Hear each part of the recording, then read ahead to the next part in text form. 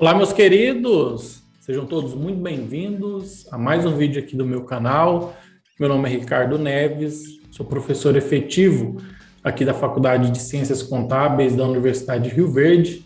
E é o seguinte, talvez quando você começa a ler e entender um pouco mais sobre investimentos, existem várias siglas, e termos que são específicas dos investimentos. Está aqui no link da descrição alguns vídeos que eu já fiz investindo na prática, e também como declarar esses investimentos do imposto de renda pessoa física. Então já tem conteúdo aqui sobre investimentos no canal, você investindo na prática, eu mostro a tela do meu computador e também como que faz essa declaração no imposto de renda pessoa física. Então, depois desse vídeo, vai aqui no link da descrição e você pode aprofundar os seus conhecimentos a respeito de investimentos por aqui mesmo. Qual que é o objetivo desse vídeo hoje? Eu vou passar por esses conceitos e essas siglas, traduzindo para você de uma forma bem simples, bem didática, o que cada um significa. Porque eu quero que você entenda o que aquele ativo significa. Porque é o seguinte, existe uma classe de ativos. O que é uma classe de ativos? Existem vários ativos financeiros que estão à disposição no mercado financeiro para você comprar. Então, eu vou traduzir essas siglas para vocês do que elas significam e o que ela representa, e a partir daí você pode tomar melhores decisões a respeito dos seus investimentos. Já peço para você dar aquele like no vídeo se ainda não deu, tá certo? Então vamos lá, é o seguinte, o primeiro que eu vou falar aqui hoje é sobre o CDB, Certificados de Depósitos Bancários. É a modalidade que você empresta dinheiro para o banco trabalhar com esse dinheiro. Então, você está emprestando dinheiro para o banco que você é cliente aí, e esse banco vai emprestar dinheiro para outras pessoas e vai também trabalhar com esse dinheiro. Então, essa é a finalidade do CDB, renda fixa, captação de recursos pelas instituições financeiras. Temos o Tesouro Direto também. Lembra, o CDB você empresta dinheiro para o banco, o Tesouro Direto você empresta dinheiro para o governo, tá certo? E quando você empresta dinheiro para o governo, você tem algumas modalidades. Você tem o pré-fixado, você tem os atrelados ao IPCA, que é o índice oficial da inflação, e você também tem os atrelados à Selic, que é a taxa básica de juros da nossa economia. Então, quando você investe no Tesouro Direto, você está emprestando dinheiro para o governo e você tem essas três modalidades, IPCA, Selic e pré-fixados, tá certo? Lembrando que quando você comprar um título do Tesouro Direto, vai ter um vencimento do lado. Por exemplo, pré-fixados 2025. Não significa que você não pode sacar esse dinheiro antes. Pode sim, tá? Inclusive, você pode sim sacar esse dinheiro, lembrando que a rentabilidade garantida que ele fala ali na compra do título vai ser o do final do título, ou seja, no vencimento do título, tá certo? Então você pode sacar antes, mas lembrando que o Tesouro Direto tem uma tabela regressiva, ou seja, quanto mais tempo você deixa o seu dinheiro lá, menos imposto você vai pagar. É uma excelente alternativa, é o investimento mais seguro que tem no Brasil hoje, é o Tesouro Direto. A partir de 30 e poucos reais você já consegue investir no Tesouro Direto. Lembrando que tem que ter uma conta corretora ou num banco digital, tá certo? Uma outra modalidade dessas classes de investimento são as ações. Ou seja, você vai tornar acionista de uma empresa. Então, quando você compra, por exemplo, PT3 ou PT4, que é o código, toda empresa que é negociada na bolsa tem um código. Você torna acionista, então você passa a ser dono proporcionalmente daquela empresa. A partir daí, você recebe os dividendos, que é a distribuição dos lucros, e tem uma outra modalidade que você recebe também, que é o juro sobre capital próprio. Então, se você investiu por uma corretora, quando essa empresa distribuir JCP, que é juro sobre capital próprio, e os dividendos, vai cair nessa corretora para você. Aí você tem que investigar aí cada empresa, o quanto ela distribui historicamente e qual a perspectiva do setor e da empresa também, como ela é gerida, como ela faz dinheiro e seus indicadores de rentabilidade também, de eficiência, entre outros indicadores. Mas é uma excelente alternativa para você também fazer investimentos em renda variável. Por que variável? O preço da ação é de acordo com a oferta e demanda de quem está querendo comprar essas determinadas ações. Lembrando que o código lá na sua corretora, por exemplo, Petri4, que é a Petrobras, por exemplo, isso é um lote padrão de 100 ações. Se você quiser comprar uma única ação, você vai colocar Petri 4F, que significa que você está comprando no mercado fracionário, ou seja, você está comprando uma única ação. Então, por isso que a gente fala que com R$10 você já pode começar a investir em renda variável, porque tem ações que valem R$10, R$18, tem algumas ações que valem até menos que isso. Então, você tem que olhar a perspectiva da empresa, do setor, como ela é gerida, como ela faz dinheiro, indicadores de rentabilidade, de eficiência, entre outros indicadores. Outra modalidade para você começar a investir em renda variável, que é bastante interessante, são os fundos imobiliários.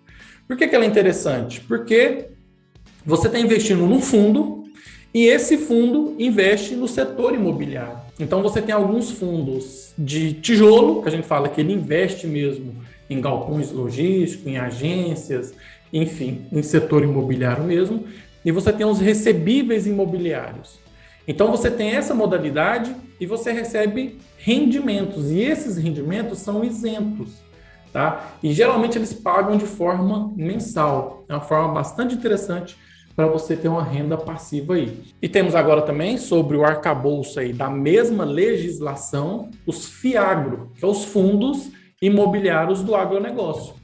Ele funciona da mesma forma do fundo que investe no setor imobiliário, mas esses fundos agora investem no setor do agronegócio. Os fundos imobiliários aqui no Brasil têm uma lei específica, né? Os fundos imobiliários não têm personalidade jurídica, mas você recebe esses dividendos e eles foram feitos à semelhança dos REITs.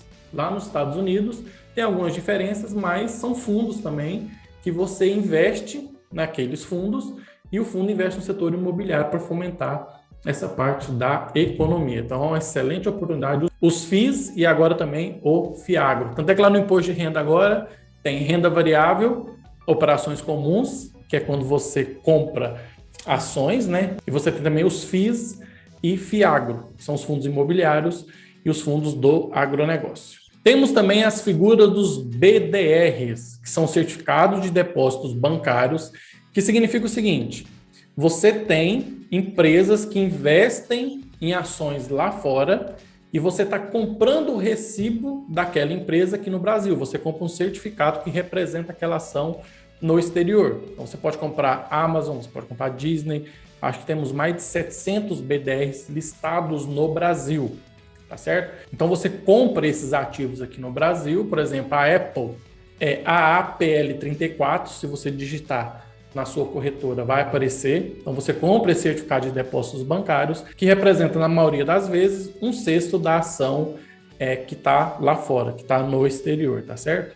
É uma forma de você expor o seu dinheiro num ativo que está no exterior, mas investindo aqui na B3, né, que é a nossa bolsa, e em reais, tá certo? Você não está investindo diretamente no exterior, você está investindo no Brasil, num ativo que vai acompanhar o desempenho daquela ação que está lá fora, tá certo? E temos a figura também dos ADRs, que é o seguinte: são empresas que são negociadas na Bolsa de Valores lá dos Estados Unidos, mas que representam ação fora lá dos Estados Unidos. Então, a mais famosa que nós temos aí na mídia é a Petrobras. Ou seja, a Petrobras pode ser negociada pelos americanos através de ADRs, por exemplo. Então, eles compram em dólar, ou seja, eles emitem esse certificado lá que representa a nossa ação aqui no Brasil. Então, BDR, Certificado de Depósitos Bancários, que representam a ação no exterior, e os ADRs são empresas que é negociada lá na Bolsa dos Estados Unidos, que representam empresas de fora de lá, tá certo? Temos a figura também dos ETFs, o famoso fundo de índice. O que isso significa? Que você está comprando um punhado de coisas juntinho. Pensa numa caixa de bombom aí. O que acontece com essa caixa de bombom? Você tem um sonho de valsa, por exemplo, e o sonho de valsa vem dentro dessa caixa de bombom. Você pode comprar o sonho de valsa separado, você pode comprar o outro bombom separado, mas você resolve comprar aquele pacote que vem várias coisas juntos. Então, por exemplo, quando você compra IVVB11, que é um ETF, você está investindo nas 500 empresas, né, que são listadas nos Estados Unidos. Então, significa que, na média, esse VVB11, esse ETF, vai acompanhar o desempenho dessas 500 maiores empresas americanas. Você tem também BOVA11, por exemplo. O que é BOVA11? As empresas que compõem o índice Bovespa é composto nesse índice, que é um ETF. Então, o desempenho desse ETF vai ser atrelado com o desempenho das empresas que compõem o Bovespa. E você tem uns atrelados às empresas da China, da Europa, você tem diversos ETFs também no Brasil que você pode investir. Inclusive, tem ETFs de renda variável, tem também ETFs de renda fixa. É uma excelente alternativa para você investir, porque ele pega como base a referência a rentabilidade desse índice que você está investindo, seja da Bovespa, seja do IVVB11, seja do BOVA11, seja de empresas da Europa, da China, seja de qualquer outra modalidade, tanto de renda fixa quanto de renda variável. Temos os LCI e os LCA, que é letra de crédito imobiliário e letra de crédito do agronegócio. São modalidades de renda fixa e que são livres de imposto de renda pelo motivo de incentivar e fomentar essas áreas, imobiliário e do agronegócio. Então, você empresta dinheiro, né? E esse dinheiro que é emprestado é para fomentar a parte de imobiliário e a parte do agronegócio. É uma excelente alternativa já para você sair aí da poupança, que são as letras de crédito imobiliário e também do agronegócio. Nessa esteira, temos também o CRI e o CRA, que são os certificados de recebíveis imobiliários e o certificado de recebíveis do agronegócio. São títulos de renda fixa também e que são lastreados, né, através das operações de créditos que são feitos pelo setor imobiliário e que são feitos pelo setor do agronegócio. Lembrando que o CRI e o CRA, você só pode fazer essa modalidade de investimento através de securitizadoras. Temos também a figura das debêntures, tá? O que são as debêntures? Lembra que o CDB você empresta dinheiro para o banco e o banco vai fazer operações de crédito com esse dinheiro. Tesouro Direto você empresta dinheiro para o governo e as debêntures você está emprestando dinheiro para uma empresa específica. Existe legislação que regulamenta isso, mas elas emitem as debêntures e você pode comprar o papel daquela empresa. É uma excelente alternativa de rentabilidade, porque os juros que eles pagam geralmente é um pouco atrativo, né? Geralmente o valor também, às vezes, é um pouco maior para você fazer um investimento, mas lembrando que no caso das debêntures, tem um risco envolvido, porque você está emprestando dinheiro para uma empresa. E esse valor que você empresta não é garantido pelo Fundo Garantidor de Crédito, tá? O CDB são, a poupança é, o Tesouro Direto quem garante é o próprio governo, enfim, as outras modalidades você tem o Fundo Garantidor de Crédito, tá? Em título de renda fixa. Nas debêntures você está emprestando dinheiro para as empresas. E por que as empresas pedem dinheiro, né, de pessoas físicas investirem nelas? Porque talvez ela quer fazer um tipo de expansão, criar uma nova fábrica, fazer um grande investimento. É bastante interessante em termos de rentabilidade, só verifica a empresa, o histórico, porque não é garantido pelo Fundo Garantidor de Crédito, tá? Se for empresa consolidada, ok, é uma excelente alternativa para você analisar. Então, debêntures é emprestar dinheiro para empresas, tá certo? Temos a famosa poupança, que é o investimento aí mais tradicional do Brasil. Qual que é o problema da poupança? A rentabilidade dela, né? Ela é rentabilidade um pouco baixa, você tem excelentes alternativas fora da poupança. Um dos problemas da poupança é que geralmente ela fica negativa. Por que negativa, Ricardo? Vamos supor que ela rende em torno de 6. A nossa inflação deu 10, então o seu poder aquisitivo está menos 4.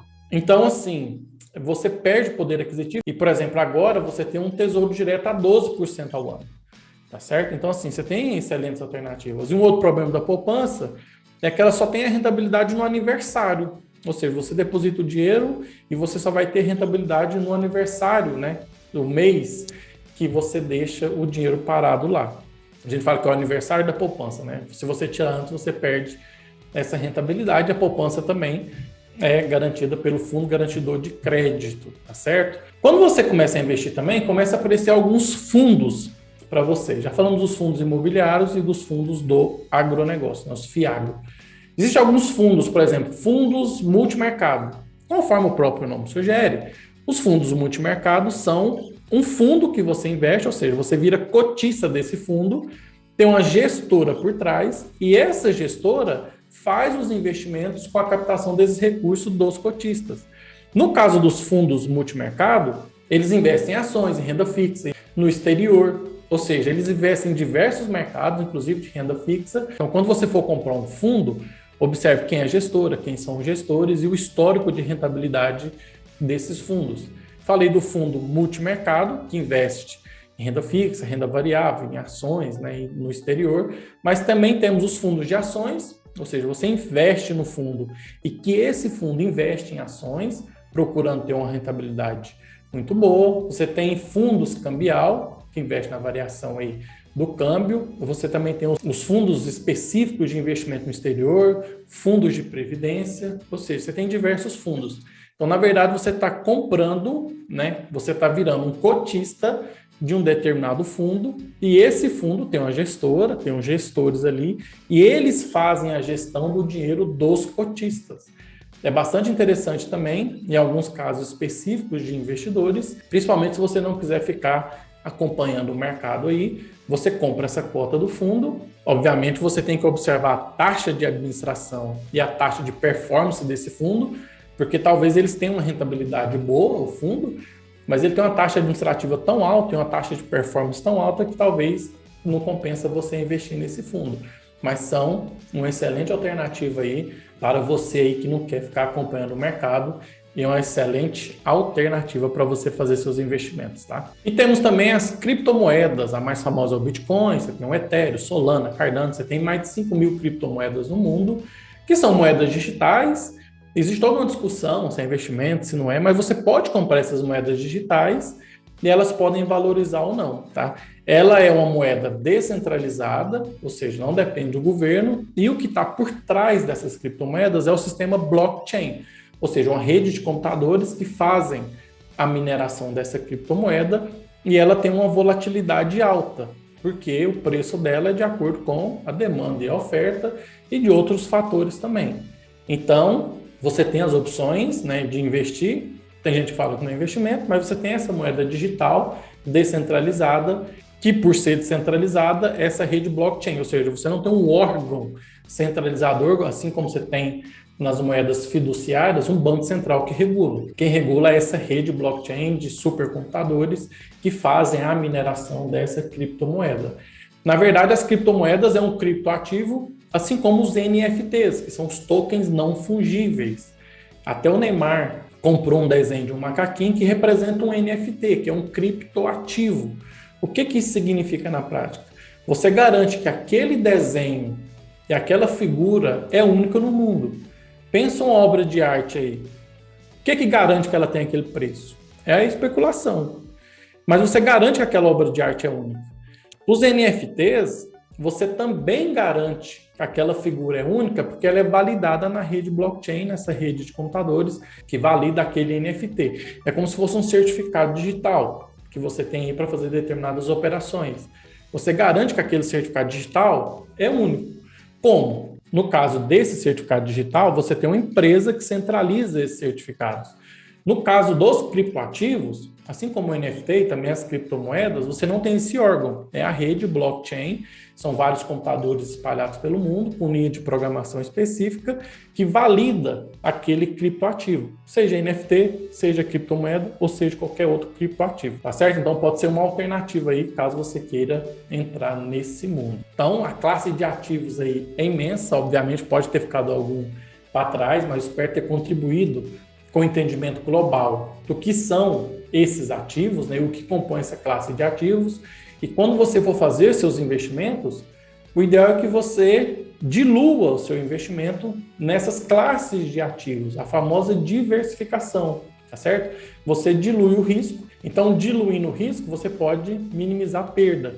Talvez você perde uma oportunidade específica de algum ativo que sobe muito, mas na média você vai conseguir equilibrar a balança risco-retorno, tá certo? Vai dar um retorno compatível com o risco que você envolveu ali fazendo seus investimentos, tá? Pode ter ficado algum para trás, porque são diversos ativos. Tentei falar dos mais comuns, os que são mais noticiados aí e que provavelmente você já ouviu falar. Espero ter ajudado. Peço para você curtir esse vídeo, compartilhar com seu amigo para ele aprender sobre investimentos também.